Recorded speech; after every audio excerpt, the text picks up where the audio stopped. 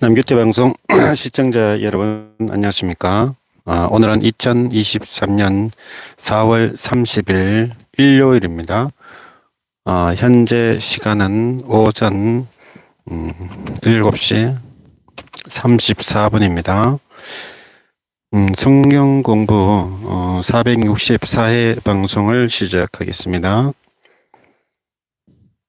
성경은 사사기 8장부터 영문으로 읽어보겠습니다.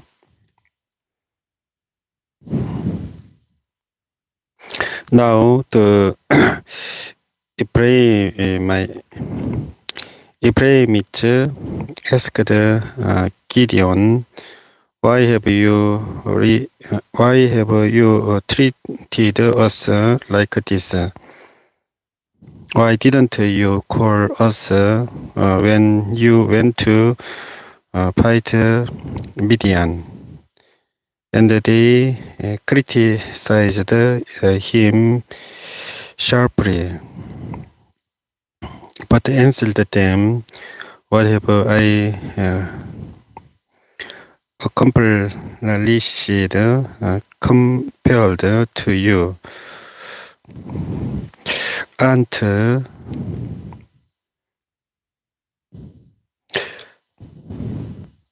the gleanings of Ephraim's grapes bit better than the full grape harvest of Abiezer? God gave Oreb and Zeb, the Midianite leaders, into your hands.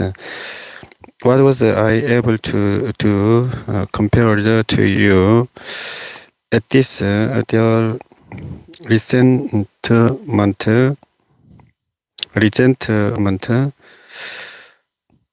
against him subsided. Gideon and his 300 men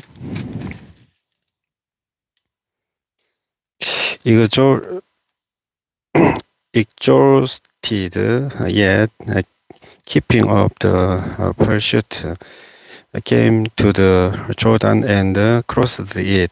He said to the men of Sukkot, give my troops some bread.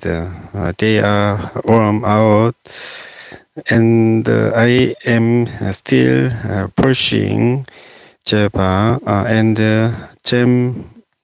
Jemona, the kings of Midian.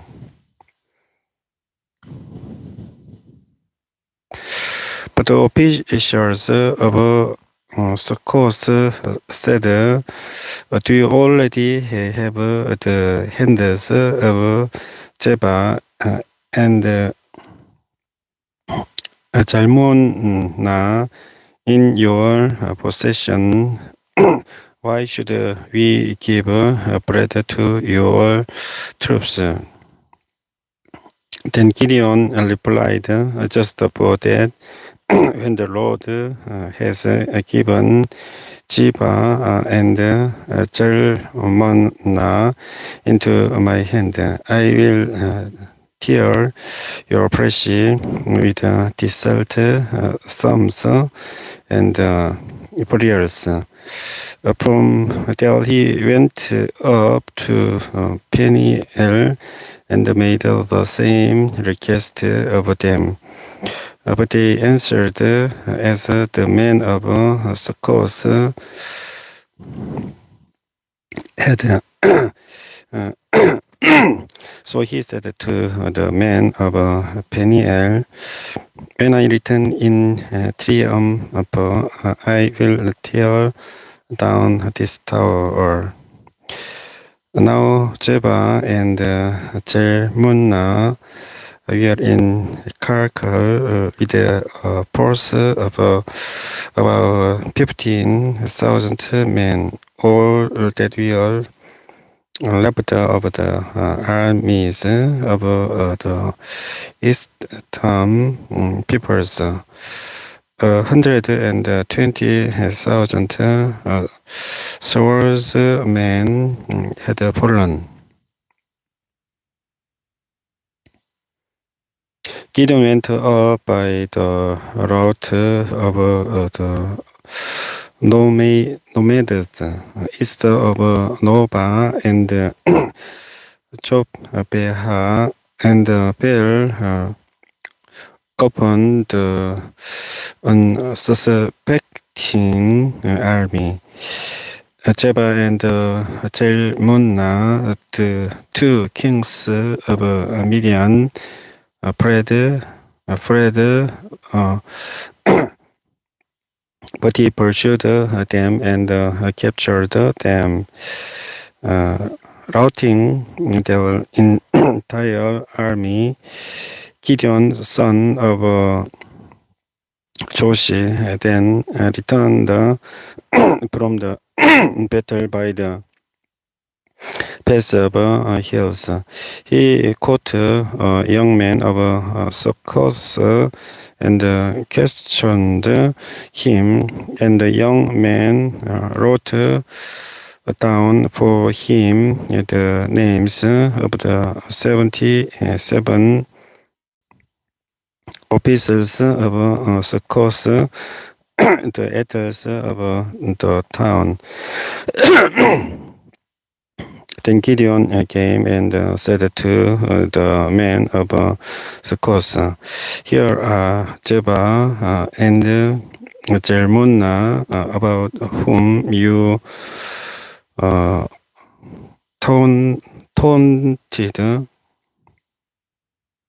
me by saying, do you already have the hands of Jeba and Jalmunna in your possession?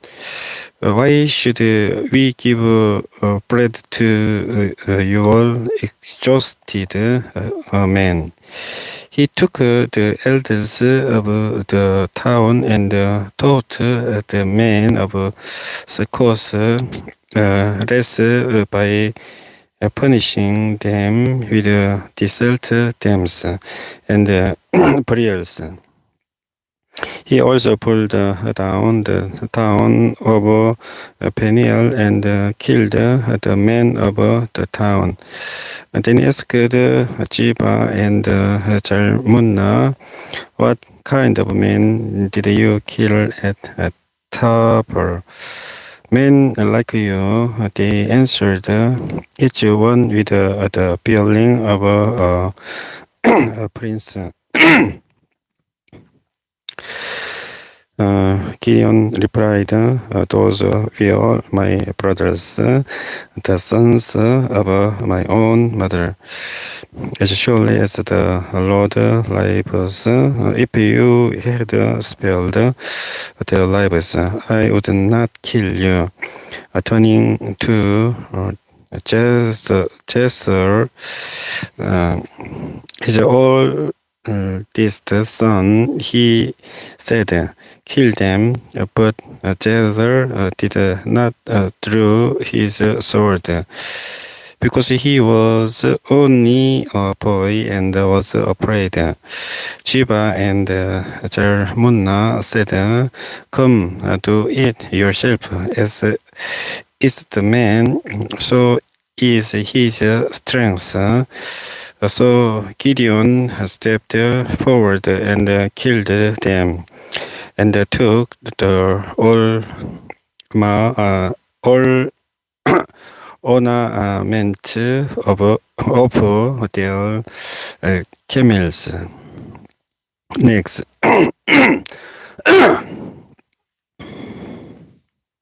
The Israelites said to Gideon, "Rule over us, your son and your grandson, because you have saved us out of the hand of Gideon." But Gideon told them, "I will not rule over you, nor will my son rule over you. The Lord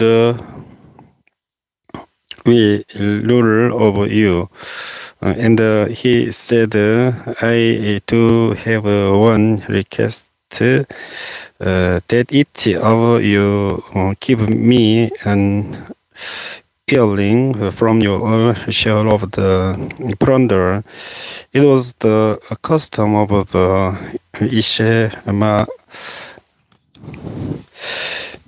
Ishmaelites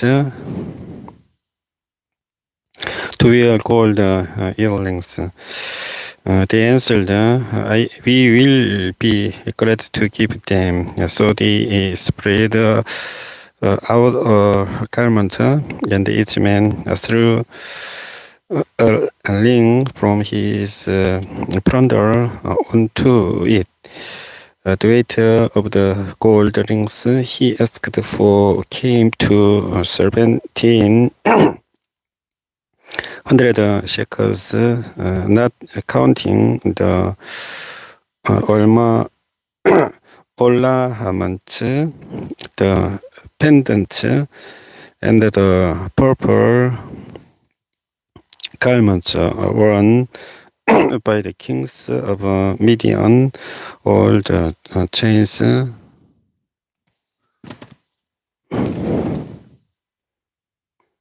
were on their camels' necks. Gideon made the gold into an ephod, which he placed in Ophrah, his town. All Israel prostituted themselves by worshipping it there, and it became a snare to Gideon and his family. The Midian was subdued before the Israelites and did not raise its head again. During Gideon's lifetime, the land enjoyed peace 40 years. Jerub-Baal, son of Joash, went back home to Ribah. He had 70 sons of his own, for he had many wives. His concubine, who lived in Shechem, also bore him a son, whom he named Abimelech. Gideon, son of Joash, died at a good old age, and he was buried in the tomb of his father Joash in Ophrah of the Abiezrites. No sooner had Gideon died than the Israelites again prostituted themselves to the Baals. They set up Baal Beris as their God, and did not remember the Lord their God, who had rescued them from the hands of all their enemies on every side. They also failed to show kindness to the family of Jerub-Baal, that is Gideon, for all the good things he had done for them. Abimelech, son of Jerub-Baal, went to his mother's brothers in Shechem and said to them and to all his mother's clan, ask all the citizens of Shechem, which is better for you, to have all 70 of Jerub-Baal's sons rule over you, or just one man. Remember, I am your flesh and blood. When the brothers repeated all this to the citizens of Shechem, they were inclined to follow Abimelech, for they said, "He is our brother." They gave him 70 shekels of silver from the temple of Baal Peris, and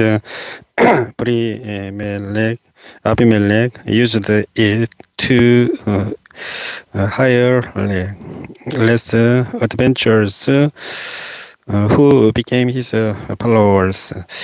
He went to his father's home in Ophora, and on one stone murdered his 70 brothers, the sons of Jerubbaal, but Jotham, the youngest son of Jerubbaal, escaped by hiding. Then all the citizens of Shechem and Beth Millo gathered beside the greatest tree at the pillar in Shechem to crown Abimelech king. When Jotham was told about this, he climbed up on the top of a mountain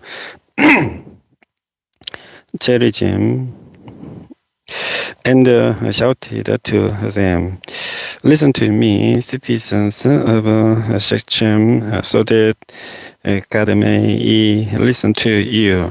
One day the trees went out to anoint a king for themselves.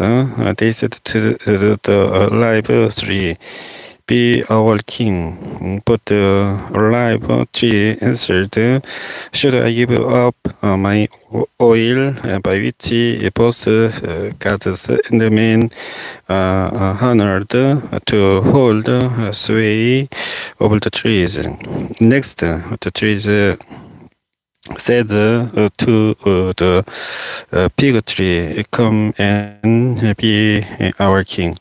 But the fig tree replied, "Should I give up my fruit, so good and sweet, to hold away sway over the trees?"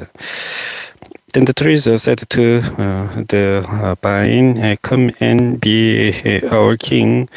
But the vine answered, "Should I give up my wine, which cheers both gods and men?"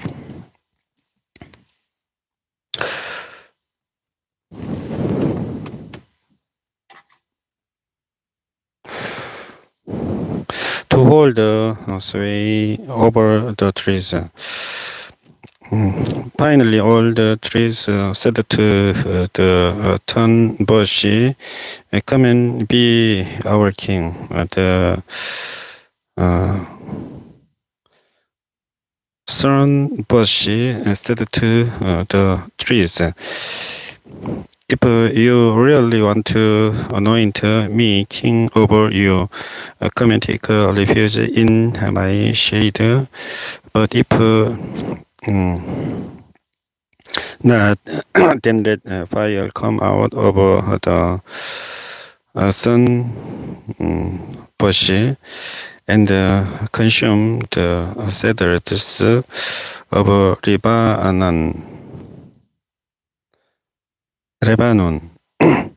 Now, if you have acted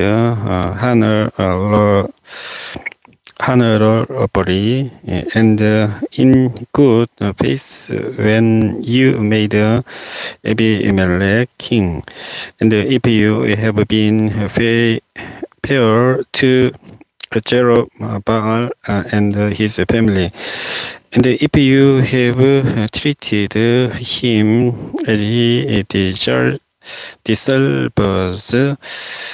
and to think that my father fought for you, risked his life to rescue you from the hand of Midian, but today you have revolted against my father's family, murdered his 70 sons on a single stone, and made Abimelech, the son of his slave girl, king of the citizens of Shechem, because he is your brother.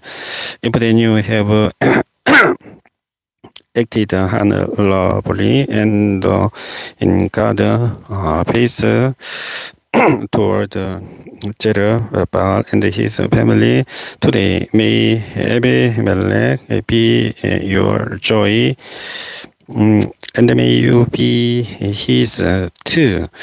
But if you have not let fire come out from Abimelech and consume your citizens of Shechem and Beth Millo, and let fire come out from your citizens of Shechem and Beth Millo, and consume Abimelech. Then Jotham fled, escaping to Beer, and he lived there because he was afraid of his brother Abimelech. After Abimelech had governed Israel 3 years, God sent an evil spirit between Abimelech and the citizens of Shechem, who acted treacherously against Abimelech. God did this in order that the crime against Jerubbaal's 70 sons, the shedding of their brother might be avenged on their brother Abimelech and on the citizens of Shechem, who had helped him murder his brothers. In opposition to him, these citizens of Shechem set men on the hilltops to ambush and rob everyone who passed by, and this was reported to Abimelech. Now Abal's son,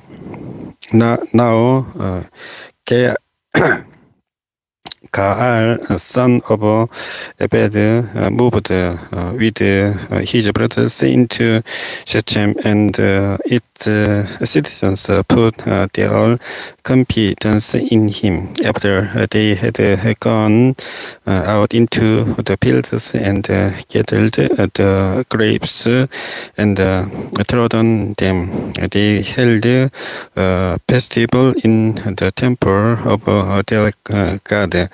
While they were eating and drinking, they cursed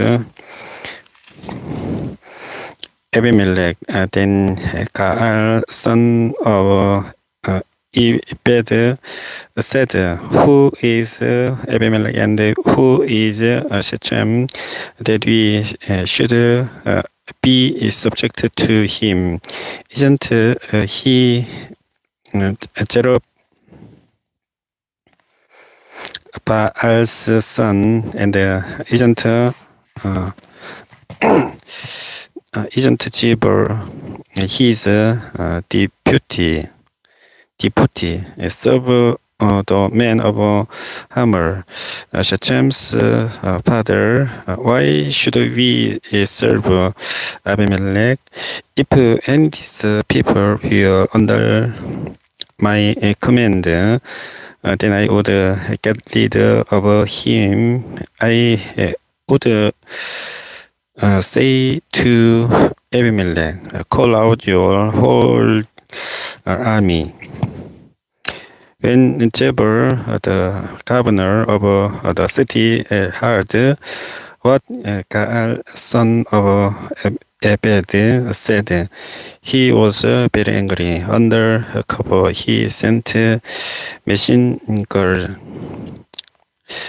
to Abimelech, saying, Gaal, son of Ebed, and his brothers have come to Shechem and are circling up the city against you.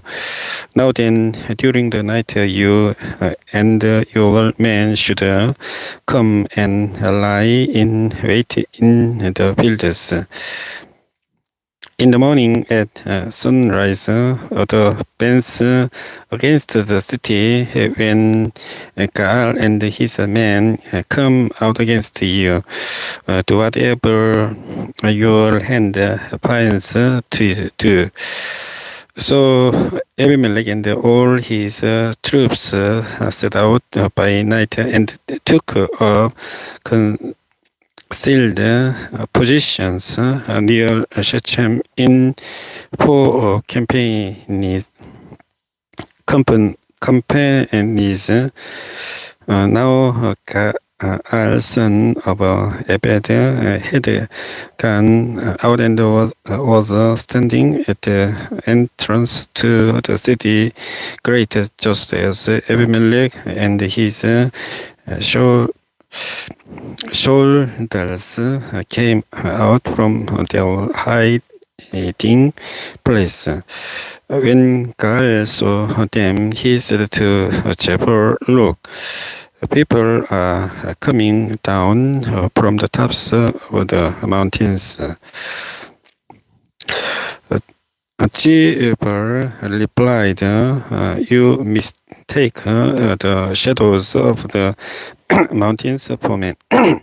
But God spoke up again, "Look, people are coming down from the center of the land, and the company is coming from the direction of the Susay or Susri." Then Jephthah said to him, "Where is your big talk now? You who said, who is Abimelech, that we should be subjected to him? There aren't these the men you really called, go out and fight them." So God led out the citizens of Shechem and fought Abimelech. Abimelech chased him, and many fell, one dead in the fight, all the way to the entrance to the gate. Abimelech stayed in Arama, and Jubal drove God and his brothers out of Shechem. The next day, the people of Shechem went out to the fields, and this was reported to Abimelech. So he took his men, divided them into 3 companies, and set an ambush in the fields. When he saw the people coming out of the city, he rose to attack them. Abimelech and the companies with him rushed forward to a position at the entrance to the city gate.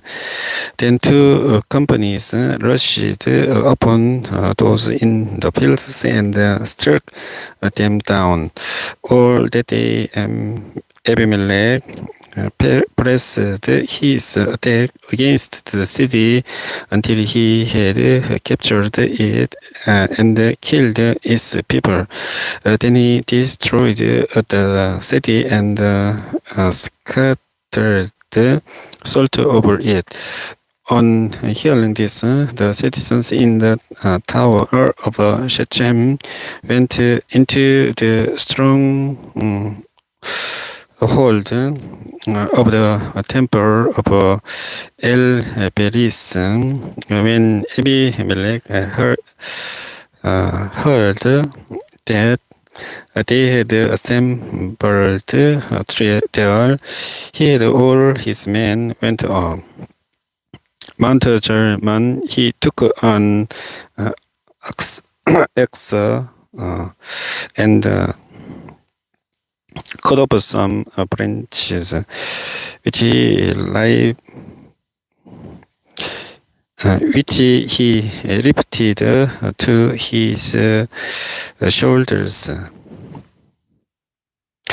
He ordered the men with him, quick, do what you have seen me do. So all the men cut branches and followed Abimelech. They piled them against the strong hold and set it on fire over the people inside. So all the people in the tower of Shechem, about 1,000 men and women, also died. Next, Abimelech went to Tel Sebez and besieged it and captured it. Inside the city, however, was a strong tower to which all the men and the women, all the people of the city, prayed. They locked themselves in and climbed up on the tower roof.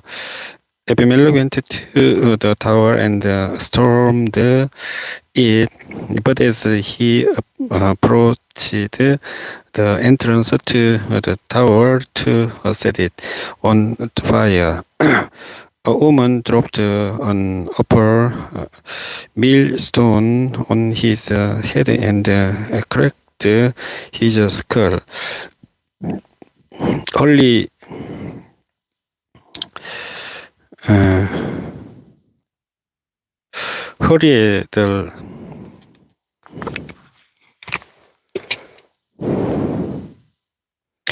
허리에들이 he called to his armor bearer, throw your sword and kill me, so that they can't say a woman killed him.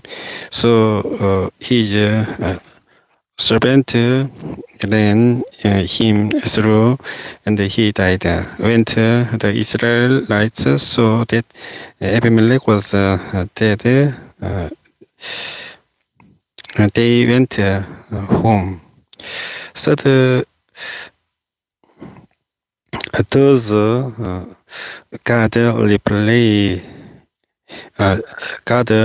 the wickedness that Abimelech had done to his father by murdering his 70 brothers. God also made the men of Shechem pay for all their wickedness. The curse of Jotham, son of Jerubbaal, came on them. After the time of Abimelech, a man of Iskar, Torah, son of Puah, the son of Dodo, rose to save Israel. He arrived in Shamar, in the hill country of Ephraim. He led Israel 23 years. Then he died and was buried in Shamar. He was followed by Jael of Gilead, who led Israel 22 years. He had 30 sons who rode 30 donkeys. They controlled 30 towns in Gilead, which to this day are called Habor's Jael. When Jael died, he was buried in Carmel. Again, the Israelites did evil in the eyes of the Lord. They served the Baals and the Ashtoreths and the gods of Aram, the gods of Sidon, the gods of Moab, the gods of the Ammonites, and the gods of the Philistines, and because the Israelites forsook the Lord and no longer served him, he became angry with them. He sold them into the hands of the Philistines and the Ammonites, who that year settled and crushed them. For 18 years, they oppressed all the Israelites on the east side of the Jordan in Gilead. The land of the Amorites, the Ammonites also crossed the Jordan to fight against Judah. Benjamin and the house of Ephraim and Israel was in a great distress.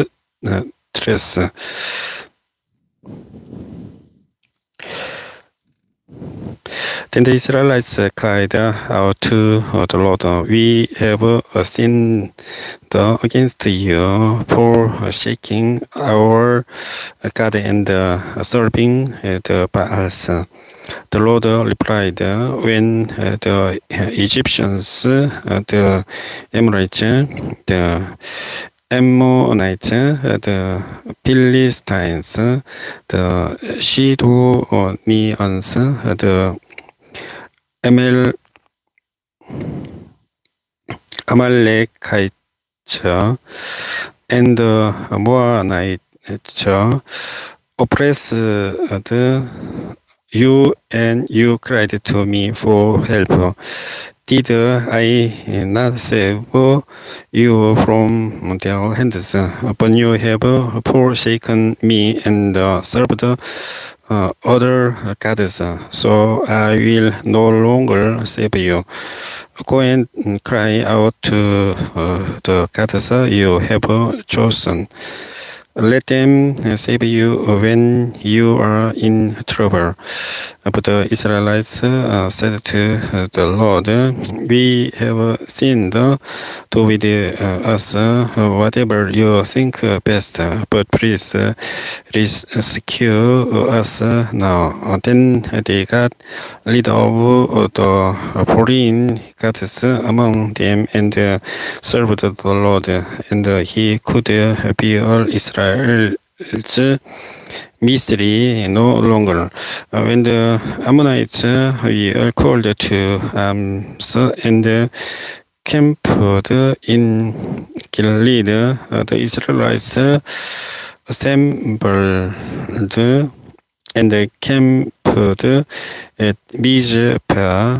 The leaders of the people of Gilead said to each other, "Whoever will launch the attack against the Ammonites will be the head of all those arriving in Gilead. Jephthah the Gileadite was a mighty warrior. His father was Gilead. His mother was a prostitute. Gilead's wife also bore him sons, and when they were grown up, they drove Jephthah away. You are not going to get any inheritance in our family, they said, because you are the son of another woman. So Jephthah fled from his brothers and settled in the land of Tob. We are a group of adventurers gathered around him and followed him. Some them later, when the Ammonites made war on Israel, the elders of Gilead went to get Jephthah from the land of Tob. Come, they said, be our commander, so we can fight the Ammonites. Jephthah said to them, didn't you hate me and drive me from my father's house? Why do you come to me now when you were in Srepar? The elders of Gilead said to him, nevertheless, we are turning to you now. Come with us to fight the Ammonites, and you will be our head over all who live in Gilead.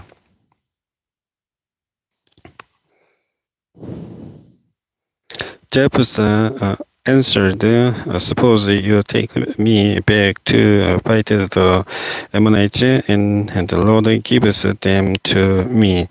Will I really be your head?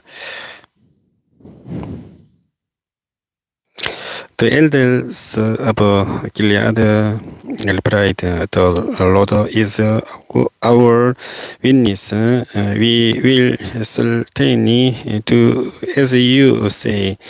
So Jephthah went with the elders of Gilead, and the people made him head and commander over them, and he repeated all his words before the Lord in Mizpah. Then Jephthah sent messengers to the Ammonite king with the question, what do you have against us that you have attacked our country? The king of the Ammonites answered Jephthah's messengers, when Israel came up out of Egypt, they took away my land from the Arnon to the Jabbok, all the way to the Jordan.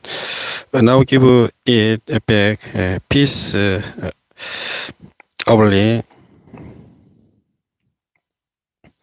Jephthah sent back messengers to the Ammonite king, saying,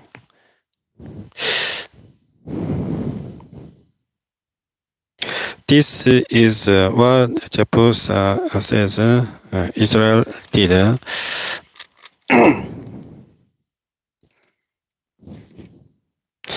not take the land of Moab or the land of the Ammonites, but when they came up out of Egypt, Israel went through the desert to the Red Sea and on to Kadesh. Then Israel sent messengers to the king of Edom, saying, "Give us permission to go through your country." But the king of Edom would not listen. They sent also to the king of Moab, and he refused. So Israel stayed at Kadesh. Next they traveled through the desert, the lands of Edom and Moab, passed along the eastern side of the country of Moab, and camped on the other side of the Arnon. They did not enter the territory of Moab, for the Arnon was its border. Then Israel sent messengers to Sihon, king of the Amorites, who ruled in Heshbon, and said to him, "Let us pass through your country to our own place." Sihon, however, did not trust Israel to pass through his territory. He mustered all his men and encamped at Jaha and fought with Israel. Then the Lord, the God of Israel, gave Sihon and all his men into Israel's hands, and they defeated them. Israel took over all the land of the Amorites who lived in that country, capturing all of it from the Arnon to the Jabbok, and from the desert to the Jordan. Now since the Lord, the God of Israel, has driven the Amorites out before his people, Israel, what right have you to take it over? Will you not take what your God Chemosh gives you? Likewise, whatever the Lord our God has given us, we will possess. Are you better than Barak, son of Zippor, king of Moab? Did he ever quarrel with Israel or fight with them? For 300 years, Israel occupied Heshbon, all the surrounding settlements, and all the towns along the Ammon.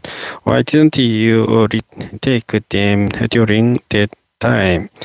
I have not wronged you, but you are doing me wrong by waging war against me. Let the Lord, the judge, decide the dispute this day between the Israelites and the Ammonites.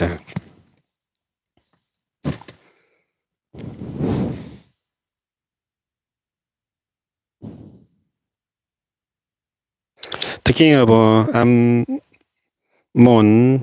however, paid no attention to the message Jephthah sent him. Then the Spirit of the Lord came upon Jephthah.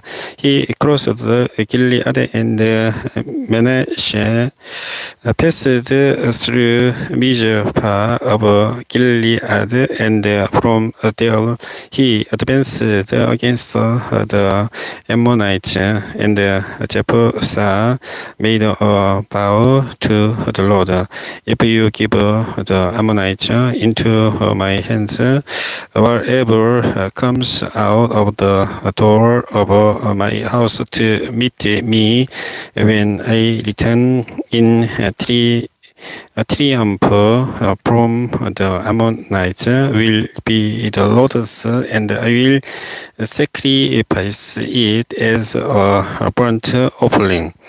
Then Jephthah went over to fight the Ammonites, and the Lord gave them into his hands.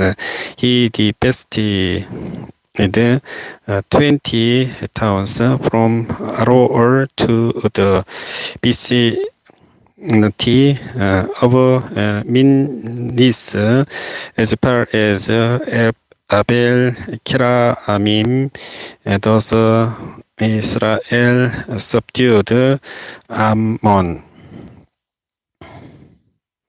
When Jephthah returned to his home in Mizpah, who should come out to meet him but his daughter, dancing to the sound of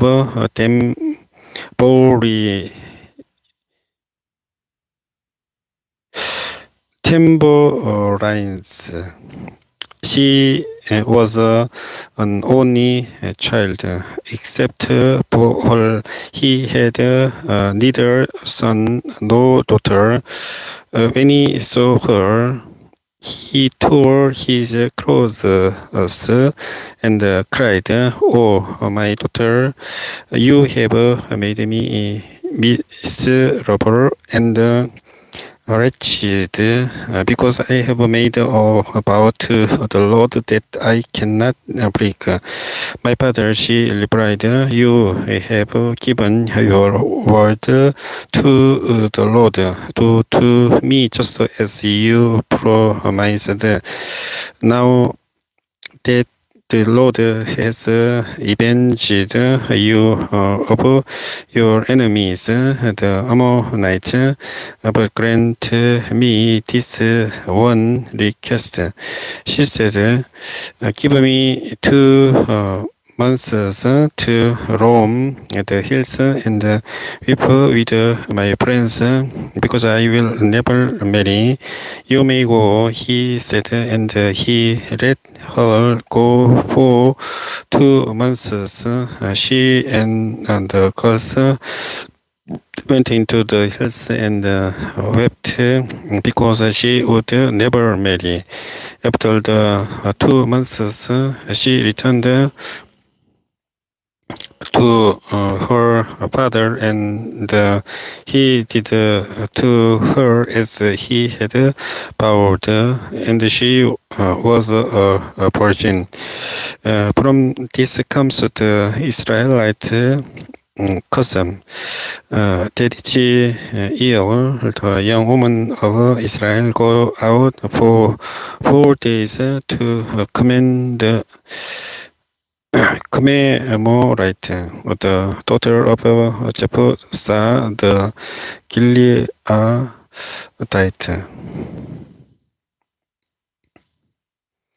The men of Ephraim called out their forces, crossed over to Japhon, and said to Jephthah, "Why did you go to fight the Ammonites without calling us to go with you? We are going to burn down your house over your head."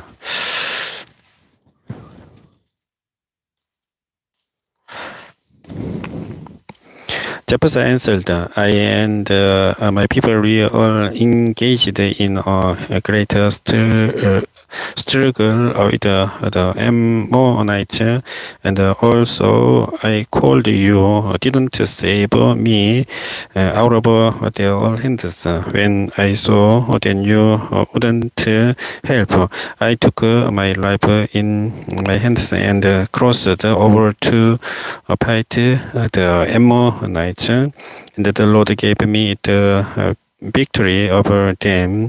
Now, why have you come up today to fight me? Jephthah then called together the men of Gilead and fought against Ephraim. The Gileadites struck them down because the Ephraimites had said, "You Gileadites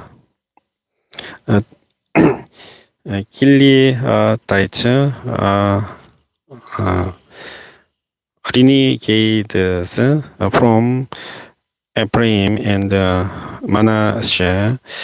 The Gileadites captured the borders of the Jordan leading to Ephraim, and whenever a survivor of Ephraim said, "Let me cross over," the man of Gilead asked him, "Are you an Ephraimite?" If he replied, "No," they said, "All right, say chivalrous." If he said chivalrous because he could not pronounce the word correctly, they seized him and killed him at the borders of the Jordan. 42,000 Ephraimites were killed at that time. Jephthah led Israel 6 years. Then Jephthah the Gileadite died and was buried in a town in Gilead.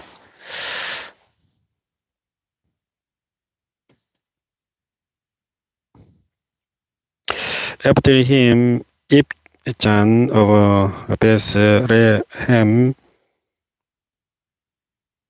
led Israel. He had 30 sons and 30 daughters. He gave his daughters away in marriage to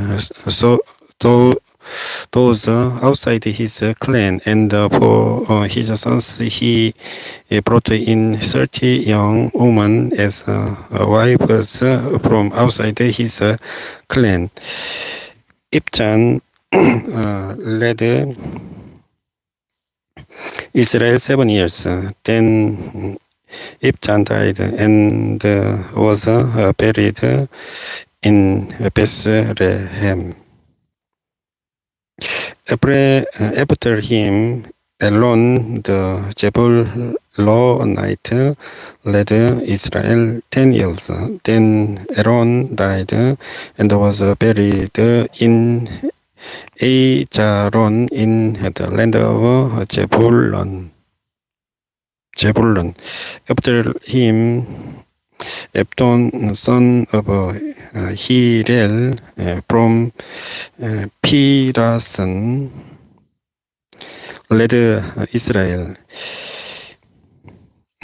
He had 40 sons and 30 grandsons who rode on 70 donkeys. He led Israel 80 years. Then Abdon, son of Hillel, died and was buried at Pirason in Ephraim. in the hill country of the Amalekites.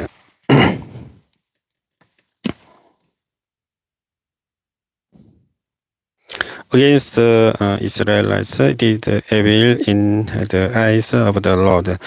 So the Lord delivered them into the hands of the Philistines for 40 years.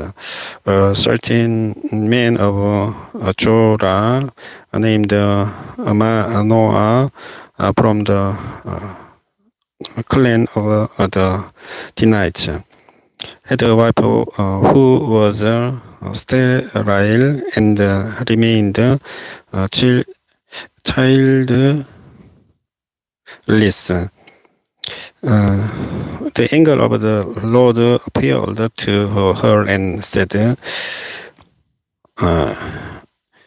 "You are sterile and childless, but you are going to conceive and have a son. Now see to it that you drink no wine or other fermented drink, and then you do not eat anything unclean, because you will conceive and give birth to a son. No razor may be used on his head, because the boy is to be a Nazirite, set apart to God from birth, and he will begin the deliverance of Israel from the hands of the Philistines."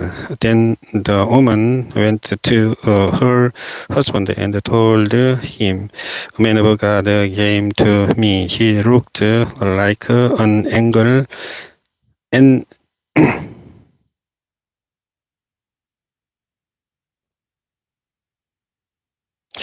like an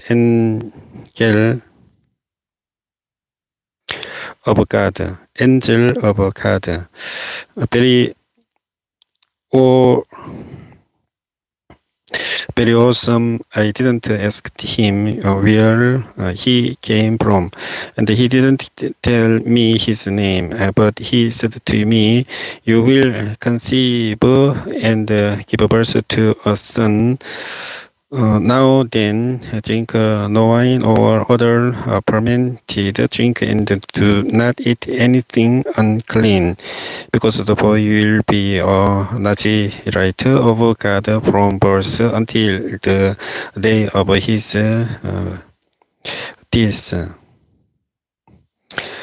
Then Manoah prayed to the Lord, 'O Lord, I beg you, I beg, Lord, let the man of God you sent to us come again to teach us how to bring up the boy who is to be born.' God heard Manoah, and the angel of God came again to the woman while she was out in the field, but her husband Manoah was not with her. The woman hurried to tell her husband, 'She's here, the man who appeared to me the other day.' Manoah got up and followed his wife. When he came to the man, he said, 'Are you the one who talked to my wife?' 'I am,' he said. So Manoah asked him, 'When your orders are fulfilled, what is to be the rule for the boy's life and work?' The angel of the Lord answered, 'Your wife must do all that I have told her.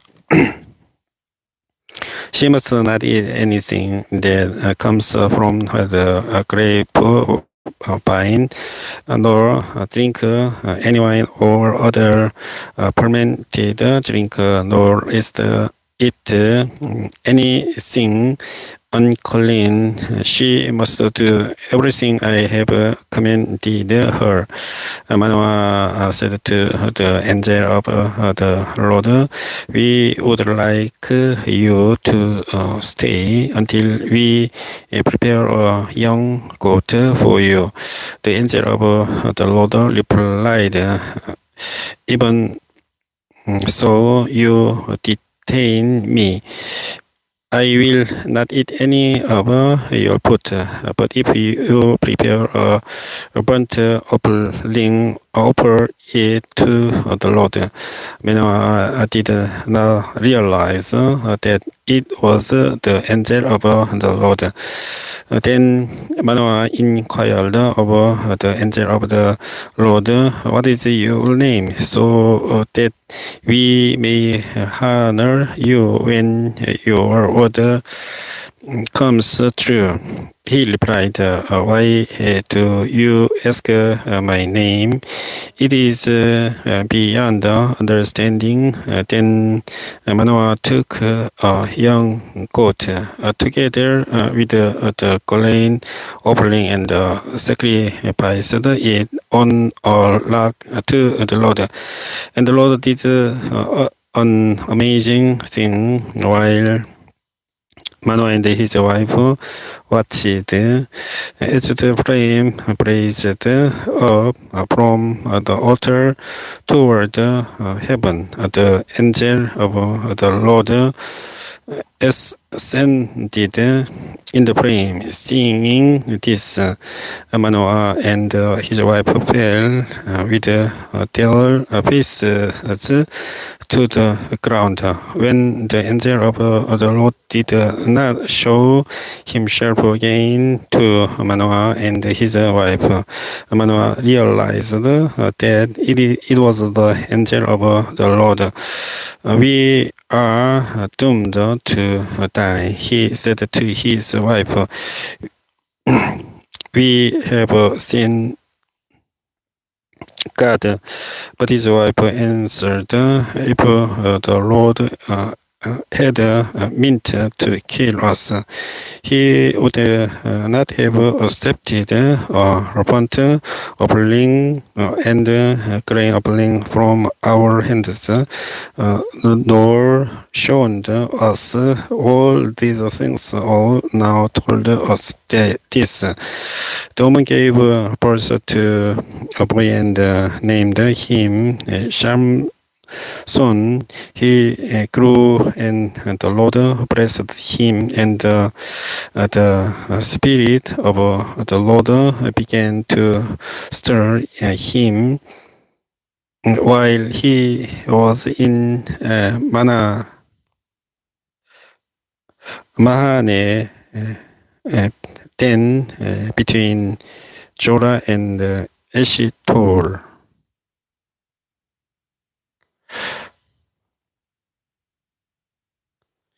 에시타올.